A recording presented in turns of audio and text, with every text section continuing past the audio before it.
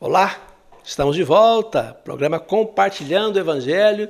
Eu sou o pastor Clodoaldo Rezarias, estamos aqui na TV Confós para mais um programa. No programa de hoje nós estaremos encerrando esta série. Serão 3 programas consecutivos falando sobre o texto de Mateus 20, versículo 8, 23 até o 27. Nos últimos programas eu falei sobre primeiro dessa série sobre o medo, o segundo falei sobre a ansiedade, o medo e a ansiedade vivenciada pelos discípulos de Jesus, usando como base aqui o Evangelho de Mateus capítulo 8, versículo 23 ao versículo 27. Hoje, fechando, um terceiro sentimento que eu vou destacar é a confiança, né? A confiança ou a esperança. Eu vou mudar de confiança para esperança. A esperança. Então são 3 sentimentos que perseguem a gente. Nos persegue. É o medo, a ansiedade e a esperança. Os 2 primeiros, eles têm a sua parte boa, né, que nos preserva de alguma situação, mas demasiadamente acaba nos prejudicando, acaba limitando-nos, acaba levando-nos à prostração e à derrota. A confiança já é um sentimento positivo, né?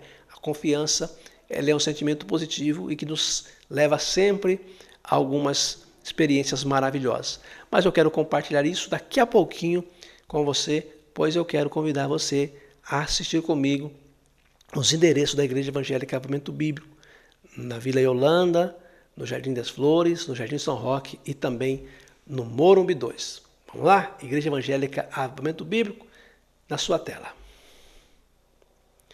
Vamos fechar então a leitura dessa série. Capítulo 8, versículo 23 ao 27. Jesus subiu num barco e os seus discípulos foram com ele. De repente, uma grande tempestade agitou o lago de tal maneira que as ondas começaram a cobrir o barco. E Jesus estava dormindo. Os discípulos chegaram perto dele e o acordaram dizendo: "Socorro, Senhor, nós vamos morrer." "Por que é que vocês são tão medrosos?" respondeu Jesus. "Como é pequena a fé que vocês têm." Ele se levantou e falou duro com o vento e com as ondas, e tudo ficou calmo. Então todos ficaram admirados, dizendo: "Que homem é este que manda ir até o vento e as ondas o obedecem?" Então, contextualizando, Jesus está com seus discípulos no barco, no mar da Galileia, naquele grande lago. E veio a tempestade tentando cobrir aquele barco com as águas. E no grande desespero, no medo, na ansiedade, o medo da morte, ansiedade por não saber o que fazer, aqueles homens entenderam que poderiam encontrar a solução na pessoa de Jesus. A primeira coisa que eles fazem é ir até Jesus, confiando que Jesus poderia mudar a história deles. E eu quero recapitular aqui rapidamente algumas experiências quase semelhantes. A primeira que eu quero trazer à tona é Jonas indo para Tarso, fugindo de Nínive. O texto disse que naquela embarcação também houve uma grande tempestade, e aquela tempestade levaram aqueles homens, os tripulantes, ao desespero. Tiveram medo, tiveram ansiedade, até entender que o problema estava com Jonas. O problema do barco ou do navio era Jonas. E quando eles conversam com Jonas, descobrem que aquele homem era um profeta fugindo de Deus, fugindo da vontade do Senhor.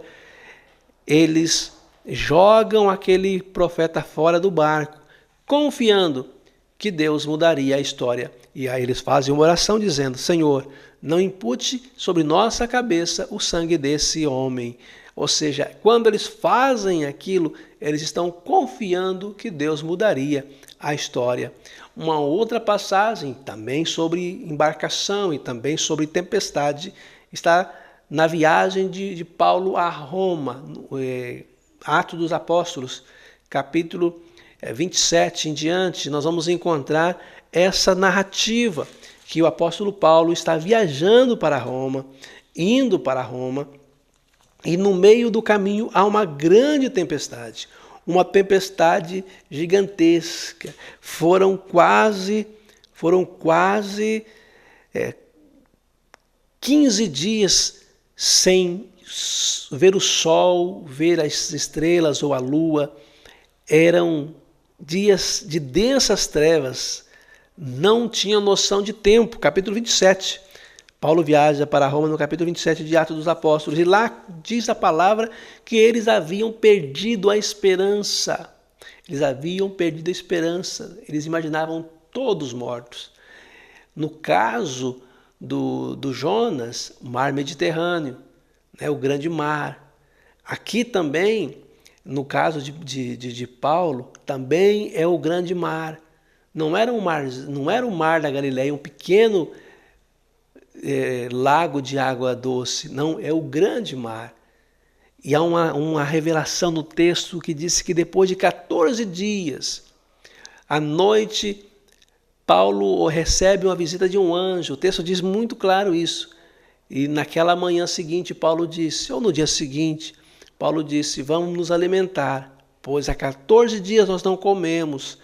E nesta noite o anjo do Senhor me visitou e disse que nós seríamos preservados, que nenhum de nós morreríamos. Olha mais uma vez a confiança ou a esperança surgindo. Deus estava naquela embarcação com Paulo e os seus amigos e mais. Eles estavam em 254 pessoas naquele navio, e Deus estava cuidando de todos os detalhes, mesmo entre os estrondos dos trovões, entre os estalos brilhantes, os reflexos brilhantes dos relâmpagos. O Senhor estava lá. E Paulo tinha essa confiança, ele tinha essa confiança no Senhor, ele tinha essa esperança no Senhor, a mudança, a transformação. Um outro momento que eu quero destacar, nesse mesmo mar da Galileia, Jesus ficou orando em um monte, os seus discípulos estão no barco, voltando para casa, e diz o texto sagrado que era já madrugada, e Jesus vem caminhando sobre as águas, sobre as ondas. É aquela passagem que Jesus caminha sobre o mar. E eles tiveram novamente medo, novamente ansiosos. E Jesus diz, calma, sou eu, não tenham medo, sou eu. E Pedro naquele momento disse, se és o Senhor, se de fato és o Senhor, chame, mande para que eu vá até o Senhor caminhando sobre as ondas. E Jesus disse, vem Pedro. E ele confiando, ele esperando que de fato a palavra do Senhor teria influência na sua vida, ele caminha sobre as ondas também, sobre as águas também. O que eu aprendo com isso? A esperança nos traz para perto do Senhor. A esperança nos faz sair de um ponto e ir até o outro ponto. Aquele medo, aquela ansiedade que nos limita, que nos suga. Eu disse num dia desse na igreja que a ansiedade, ela suga a nossa capacidade. Ele sucumbe diante da esperança. Eu quero no programa de hoje, fechando esse texto, dizer para você, a esperança, ela é fundamental na vida das pessoas. Eu não sei se você é um desesperado, alguém que vive em plena desesperança. A mensagem que trago no programa de hoje é: espere, confie, acredite no potencial que Deus coloca sobre a sua vida, a capacidade de mudança que Ele traz. Você pode dizer, pastor, eu não tenho assim toda essa esperança, eu gostaria de acreditar assim como o senhor tem abordado, mas não é para mim. Eu dizia a mesma coisa, tantos disseram a mesma coisa, né? Quantas pessoas imaginavam que as suas vidas não teriam jeito de maneira alguma, e hoje são vencedores porque eles confiaram, tiveram esperança e o Senhor o transformou. Mude a sua maneira de pensar. Permita que o Senhor te ajude a mudar a sua maneira, a sua forma de ver e a sua forma de pensar, tá ok? Então, 3 sentimentos que ocupam a nossa vida, afloram todos os dias da nossa vida: o medo, a ansiedade e a esperança. Que a esperança ela possa ser a maior na sua vida. Que a esperança possa suplantar as outras duas. Que a esperança possa transformar você cada dia mais. Neste momento eu quero rogar a Deus, orar por você, pedir que Ele te ajude, que Ele potencialize essa sua esperança e você seja de fato um vencedor. Senhor, no nome de Jesus Cristo, em mais um momento eu me coloco em oração, orando, intercedendo em favor de todos os nossos amigos e irmãos que nos acompanham pela TV Confoz ou pela internet. Que o Senhor possa, Pai, estar alcançando e transformando. Que o medo, que a ansiedade perca espaço, porque a esperança é maior. Paulo disse na carta aos Coríntios que permanece a fé, a esperança e o amor. Embora o maior de todos sejam o amor, mas aqui nesse texto nós encontramos a esperança que permanece. Ela é eterna, ela é firme, ela é fundamental. Que essa esperança possa ser potencializada no coração dele, no coração dela, nessa situação. O que está enfermo, embora a medicina diga que faltam poucos dias para o término da vida, a esperança diz o contrário. Esse que está desempregado e acha que não vai conseguir trabalho, a esperança diz que sim, que vai conseguir trabalho. Esse casamento que parece que está acabando, a esperança diz que não, que há esperança ainda para vencer. Eu declaro isso nesta oração, crendo, pois o Senhor é poderoso para fazer infinitamente mais do que pedimos ou pensamos. Em nome de Jesus eu oro agradecido. Que Deus abençoe a sua vida, meu irmão. Que Deus encha o seu coração de esperança. Que Deus transforme você de forma poderosa. Acompanhe o nosso programa, continue nos acompanhando pelo canal do YouTube. Passa aqui o endereço.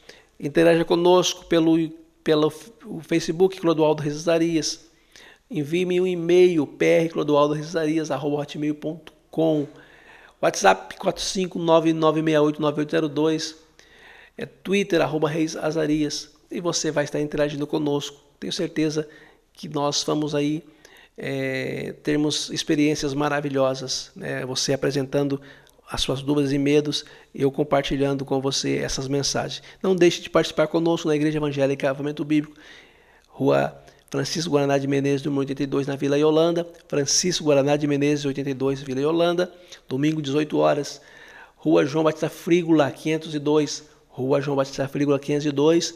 Morumbi 2, domingo, 19h30 horas. Jardim São Roque, Rua Jacomo Savariz, 928. Rua Jacomo Savariz, 928. Jardim São Roque, domingo, 7h30 da noite. E Jardim das Flores, Rua dos Cravos, 803, Rua dos Cravos, 803, no Jardim das Flores, domingo, 7h30 da noite. Grande abraço, fique com Deus, até o próximo programa, se Deus quiser.